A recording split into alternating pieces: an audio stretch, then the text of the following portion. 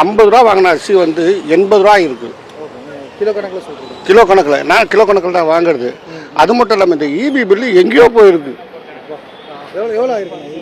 எங்கள் வீட்டில் வந்து ஏசி இருக்குது. ஏசி இருந்தாலும் வந்து குறைஞ்சபட்சம் வந்து 6000 ரூபா 7000 ரூபா வரும் முன்னாடி. இப்போ 14000 ரூபா வந்து 3 மடங்கு ஏறி இருக்குது. 14000 ரூபா வந்துருக்குது. கிட்டத்தட்ட ஒரு 3 மடங்கு 3 மடங்கு அதிகமாக இருக்குது. அது மட்டும் இல்லாமல் இப்போ எல்லாமே பிரச்சனை. நான் இங்கே தான் லாண்ட்ரி கடை வச்சுருக்கேன். லாண்ட்ரி கடை வச்சுருக்கேன். நான் தினக்கூலி லாண்ட்ரி கடையில் தான் எனக்கு பொழப்பு. எங்கள் தாத்தா கப்மெண்ட்டு, அப்பா கப்மெண்ட்டு இப்போ நான் பார்த்துட்ருக்கேன். ஆனால் இப்போ என்ன பண்ணுறாங்க, திடீர்னு வாடகை ஏற்றி போட்டு இப்போ வாடகை ஜாஸ்தி ஆகி போச்சு, வாடகை கட்டுன்னு சொல்லி 4,13,000 சொல்லி நோட்டீஸ் வந்து ஒட்டு போயிட்டாங்க. ஒரு ஹவுஸ் ஓனராக இருந்தால் அவங்க என்ன பண்ணால், வாடகை ஜாஸ்தி ஆகி போச்சுன்னா முதல்ல அவங்க என்ன பண்ணணும், முதல்ல வந்து அவங்க வந்து இவ்வளோ வாடகை ஏற்றிருக்கோம், அதை கட்ட முடியுமா முடியாதான்னு சொல்லி நோட்டீஸ் கொடுக்கணும். நோட்டீஸும் கொடுக்கல. அவங்க வந்து என்ன பண்ணிட்டாங்க, இந்த மாதிரி நிறைய பிரச்சனைகள் இருக்குது. வீட்டு வரி ஏற்றணும் காரணம். வீட்டு வரி ஏற்றணும் தான் காரணம். வரியெல்லாம் எங்கேயோ போயிருக்குது, என்னத்தை சொல்கிறதுனே தெரில.